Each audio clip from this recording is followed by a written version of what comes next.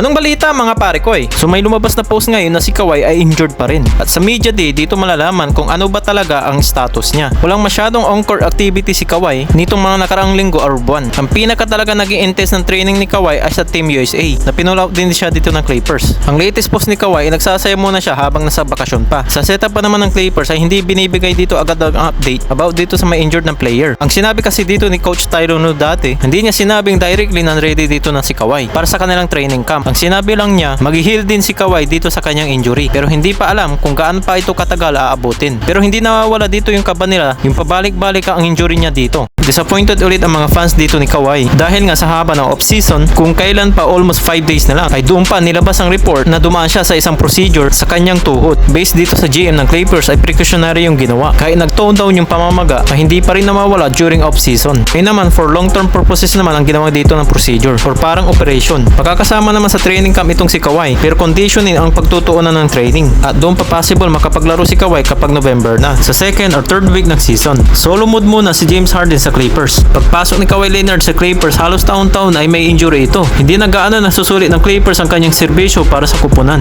Baka habang tumatagal ay magaya na ito kay Derrick Rose. Sa bench player na rin ito babagsak. At dito na rin unti-unti ang pagbaba ng kanyang mga stats. Kapag nagkataon ng ganun ang mangyayari, hindi malabo na alisin na siya dito ng Clippers o kaya naman na i-trade dahil magkakaroon na rin ng edad si Kawhi Leonard nun. Ang hirap pa naman sa mga players kapag nagkakaroon na rin ng edad. Tapos meron pang kasamang history dito ng injury. Marami pa rin kasing umaasa dito sa pagbabalik ni Kawhi, lalo na dito sa kanyang mga fans.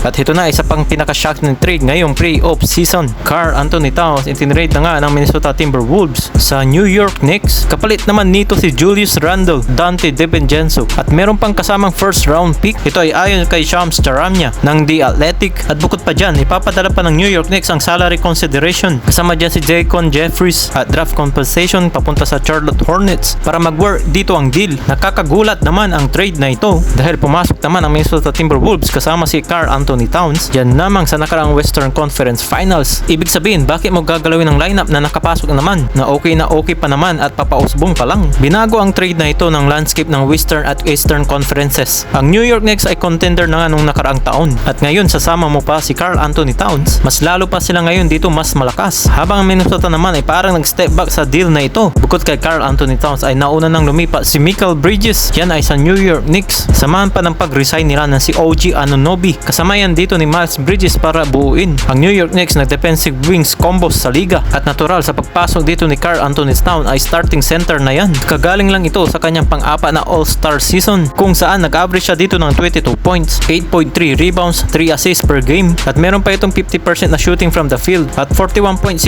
from the Rainbow Country. Ano kaya masasabi nyo dito mga pare ko? Tara pag-usapan natin yan sa comment section sa baba.